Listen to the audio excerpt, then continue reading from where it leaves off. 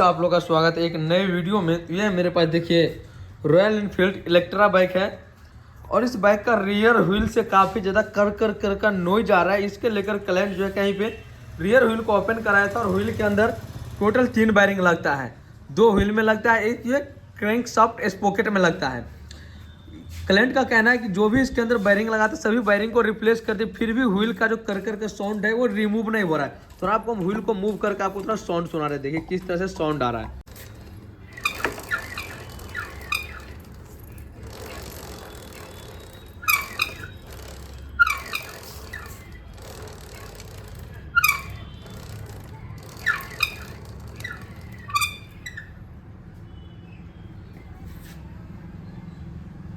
तो फ्रेंड्स आप देख लिए कि व्हील से किस तरह से कर का साउंड आ रहा है, जिसके लेकर क्लाइंट ने व्हील को ओपन करवा कर इसके अंदर जो भी वायरिंग वगैरह लगा सभी को रिप्लेस करवा दी, फिर भी साउंड रिमूव नहीं हो रहा है। तो अब चलिए फटाफट से हम इस व्हील को ओपन करके देखते हैं कि इसके अंदर क्या प्रॉब्लम आ गया, जिसके लेकर व्हील से काफ़ी ज़्यादा कर का साउंड आ रहा है। वायरिंग वगैरह रिप्लेस करने के बाद भी साउंड रिमूव नहीं हो रहा है।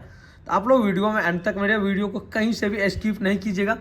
इससे पहले आप लोग बाइक के रिलेटिव नॉलेजेबल कंटेंट पाने के लिए चैनल को सब्सक्राइब करके बेल आइकन को प्रेस कर लीजिए, ताकि आने वाले वीडियो का नोटिफिकेशन सबसे पहले आप तक पहुंचे।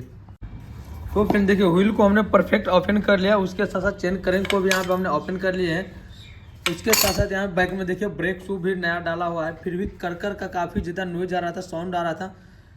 तो अभी क्या करेंगे हम, सबसे पहले तो क्लाइंट का कहना है कि तीनों का तीनों वायरिंग नया डाला हुआ है, ब्रेक शू नया डाला हुआ है, उसके बाद भी साउंड आ रहा था। तो अभी क्या करेंगे, सबसे पहले हम स्पॉकेट वायरिंग को भी ओपन करके देखते हैं कि कोई वायरिंग का नया, कभी कभी ऐसा होता है कि नया वायरिंग में भी प्रॉब्लम आ जाता है।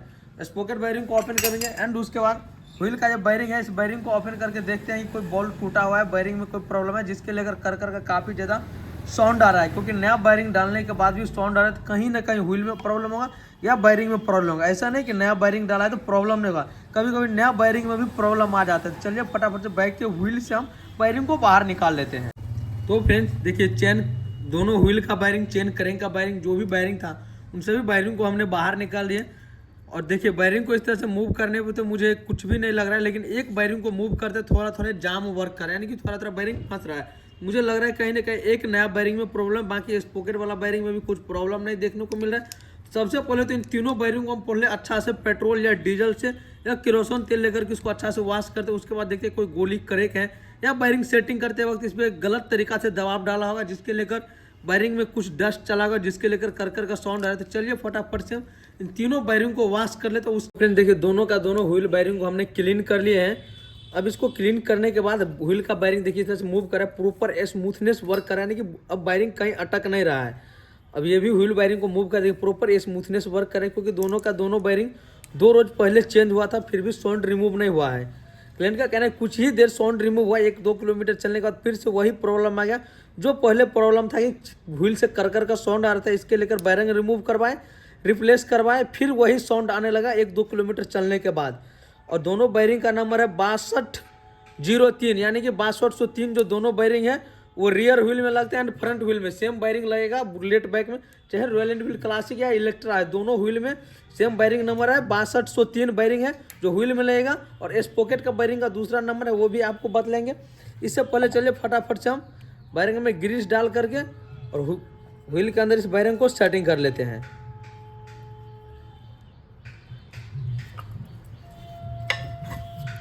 हम आहिस्ते आहिस्ते सेटिंग करते हैं। व्हील के अंदर वायरिंग सेटिंग करते वक्त बॉडी में अगर थोड़ा भी प्ले है तो उस टाइम इसके अंदर बगल में थोड़ा चादरा काट करके डाल दें, ताकि बॉडी में वायरिंग प्रॉपर टाइट रहना चाहिए। अगर ढीला रहेगा तो भी कर का साउंड आएगा, ये भी आपको ध्यान रखना है। इसको आहिस्ते आहिस्ते हम सेटिंग कर लेते हैं। प्रॉपर स्मूथनेस सेटिंग हो गया। वायरिंग व्हील में सेटिंग करने के बाद इस तरह से मूव करके भी आपको चेकिंग करना है कि वायरिंग जाम तो नहीं मूव कर रहा है। जाम मूव कर रहा है तो उस टाइम समझें कि बॉडी में ज़्यादा टाइट हो गया है, कि प्रॉपर स्मूथनेस वर्क कर। आप चलिए इसके अंदर हम थोड़ा ग्रीस डाल देते हैं। ऊपर से एक सील लगा था रबर का, सील को हम सेटिंग कर लेते हैं। प्रॉपर सेटिंग हो गया। तो बीच एक इस तरह का बूस्ट रहता है, तो इस बूस्ट को आपको इस बीच में डाल देना है, ताकि दोनों व्हील वायरिंग को सेंटर करके रखें। उसके बाद इस वायरिंग को आपको परफेक्ट सेटिंग कर लेना है। तो फ्रेंड देखिए व्हील का दोनों तरफ का हमने वायरिंग को परफेक्ट सेटिंग कर लिया। आप चलिए व्हील को साइड में रख देते हैं। चेन करेंग का, तो चेन करेंग में आपको वायरिंग को सेटिंग करना है। तो चेन करेंग का ये वायरिंग है, जो कि चेन करेंग का भी वायरिंग परफेक्ट सही। इसको देखिए मूव करना है, बिल्कुल स्मूथनेस वर्क कर रहा है। और इस वायरिंग का आपको नंबर है 6005, यानी कि 6005 है जो चेन करेंग का वायरिंग नंबर है। चाहे क्लासिक या इलेक्ट्रा है, दोनों में सेम वायरिंग नंबर सेटिंग हो जाएगा। चलिए सेम ट्रिक का फॉलो करते, इसके अंदर वायरिंग के अंदर अच्छा से ग्रीस डाल देते हैं। जब भी आप बाइक में ग्रीस का यूज करें तो कोई अच्छा कंपनी का ग्रीस यूज कीजिए, लोकल ग्रीस का भूल से भी यूज नहीं कीजिए।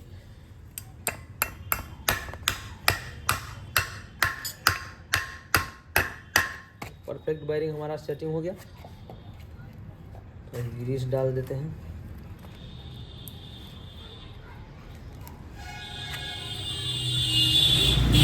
एल्सिल को डाल देना है यहाँ पे।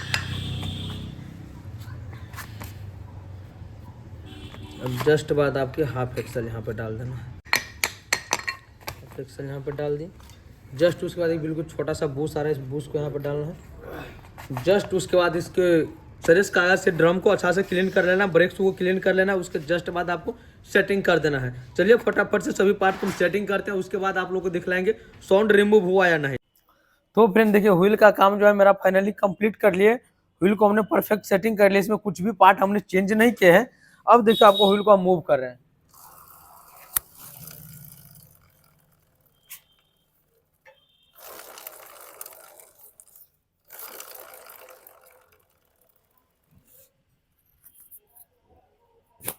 अब देख ले व्हील को हम रियर मूव कर रहे हैं या फ्रंट की तरफ मूव कर रहे हैं, यानी कि व्हील को आगे या पीछे किधर भी मूव कर रहे हैं, व्हील से बिल्कुल भी कर का साउंड नहीं आ रहा है। तो आप देख लिए कि मेन है कि बाइक में वायरिंग वगैरह परफेक्ट तरीका से सेटिंग नहीं किया गया था, जिसके लेकर साउंड जो है रिमूव नहीं हुआ था अभी तक।